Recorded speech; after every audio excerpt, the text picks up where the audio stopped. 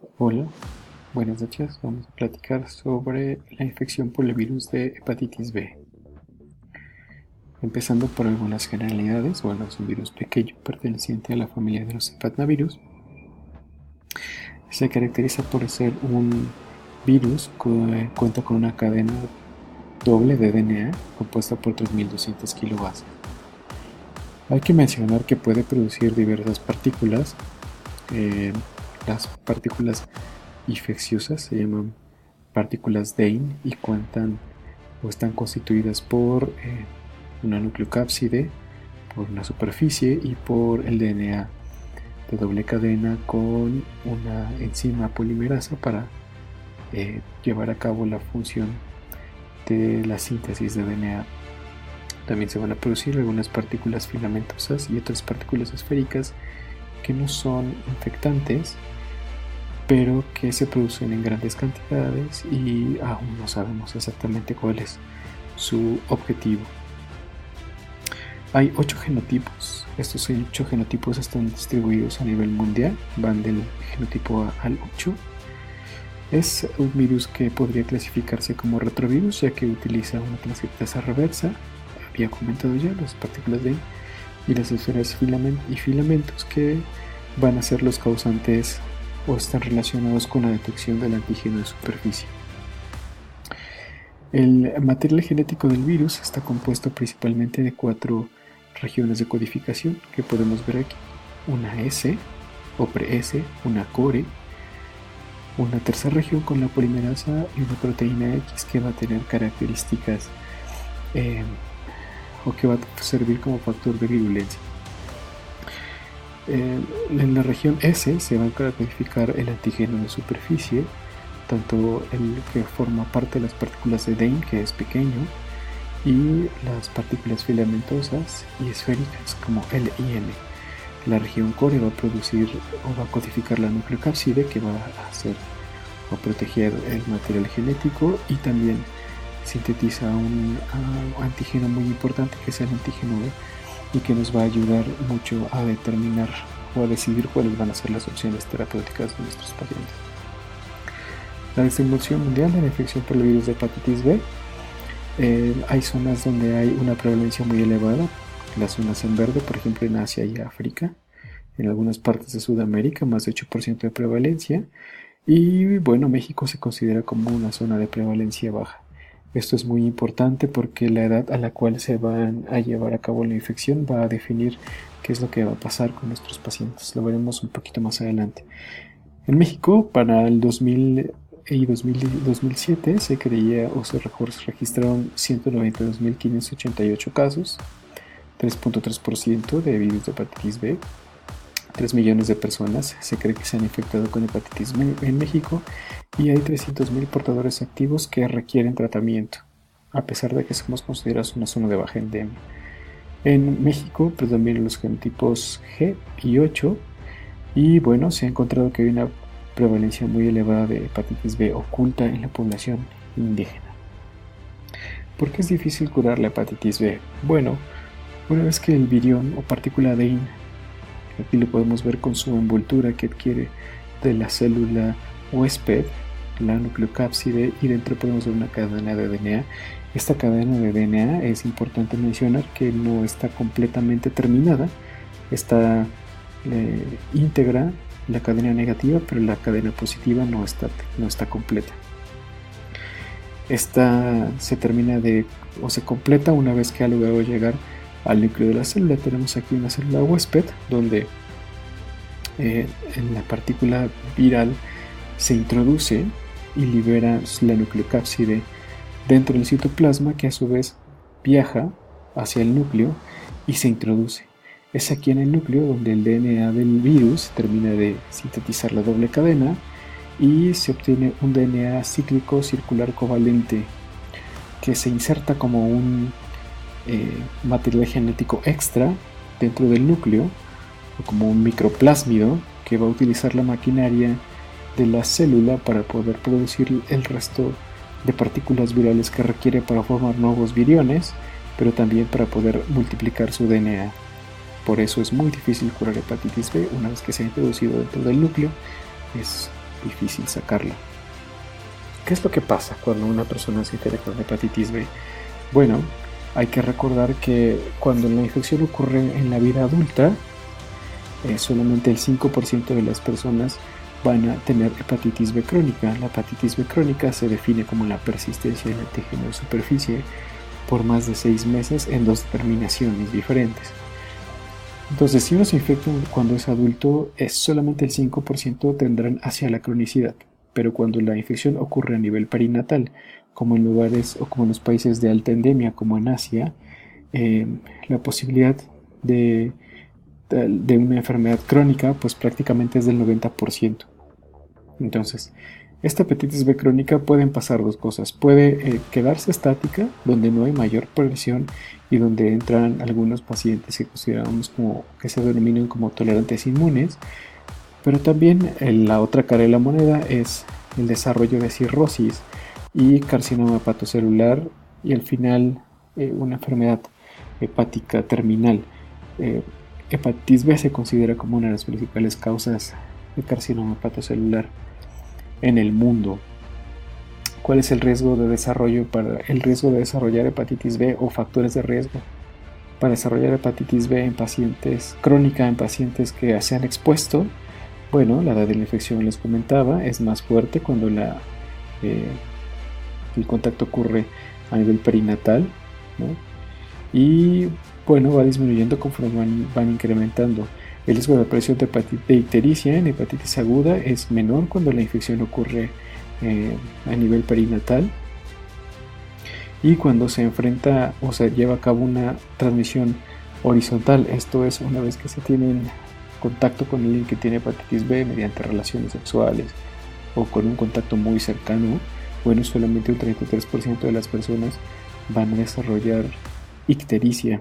Esto es muy interesante porque hay un periodo de incubación o aproximadamente 4 meses y luego ocurre malestar general que culmina con la aparición de ictericia y elevación de transaminasas hepáticas, pero solamente el 33% van a tener alguna manifestación.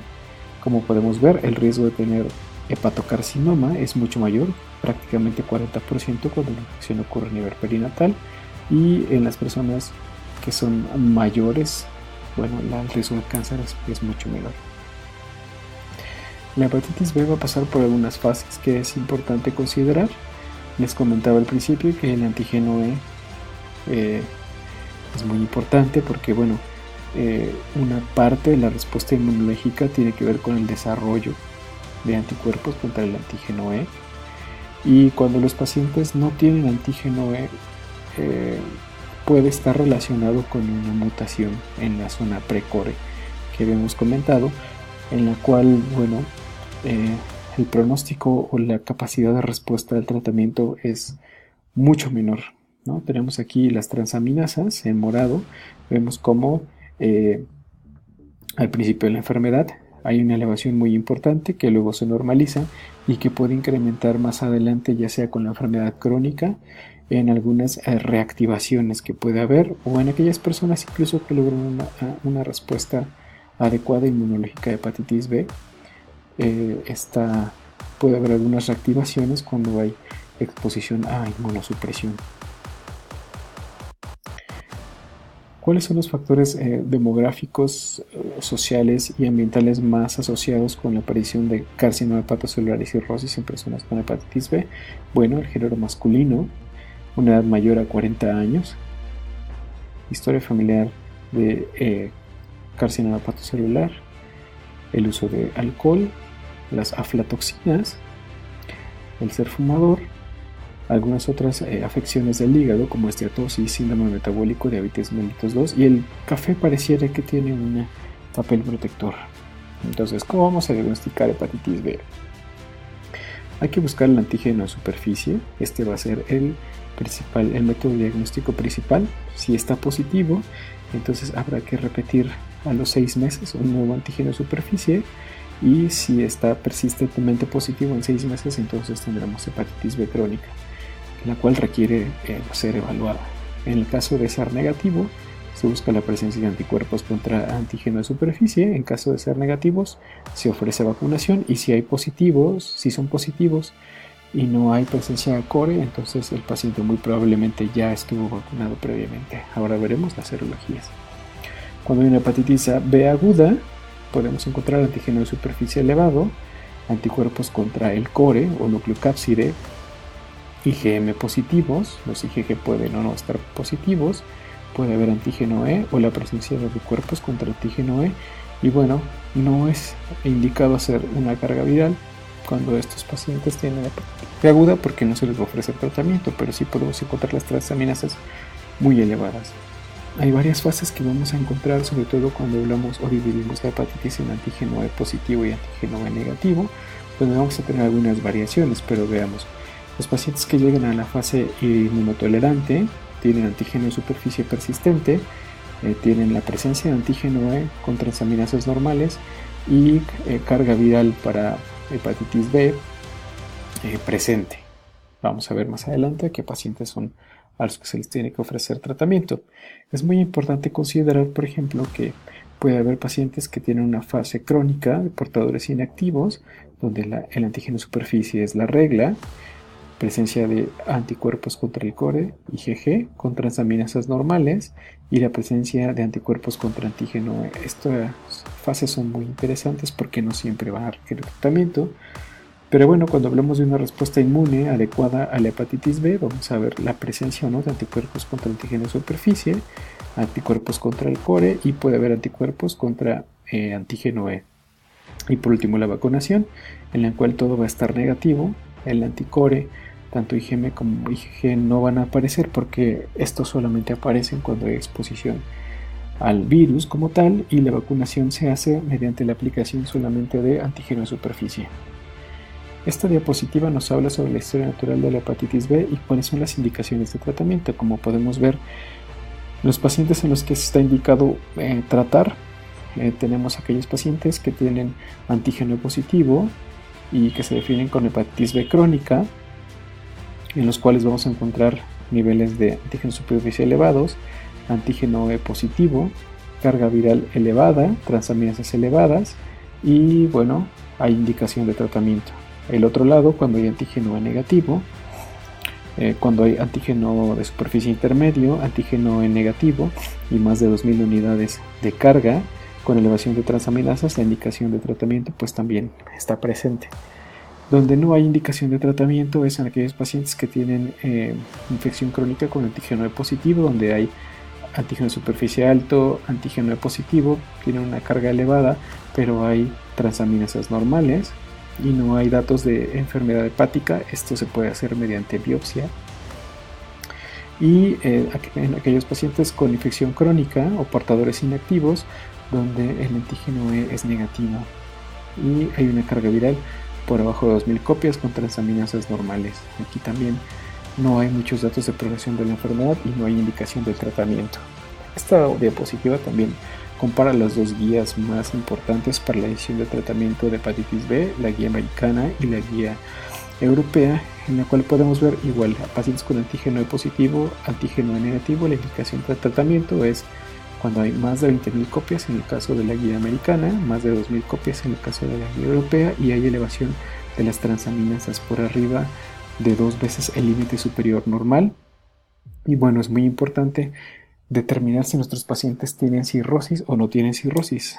Las dos opciones de tratamiento son análogos nucleócidos como entecavir, tenofovir. Ahora tenemos el tenofovir alafenamida, que tiene menor daño renal, y bueno, el interferón pegilado. El interferón pegilado solamente se debe considerar en pacientes que tienen hepatitis B leve y que no tienen cirrosis o que tienen cirrosis compensada. Está contraindicado en la cirrosis descompensada. Y bueno, la diferencia entre entecavir y tenofovir es que tienen indicados y tienen indicación de terapia infinita. Esto quiere decir terapia que puede durar varios años y que el objetivo es negativizar la carga viral y lograr la aparición de anticuerpos contra antígeno de superficie, que ocurre de forma muy rara, solamente en un 2% de las personas, y la aparición también de anticuerpos contra antígeno E en el caso de pacientes con antígeno E positivo. Muchas gracias por su atención.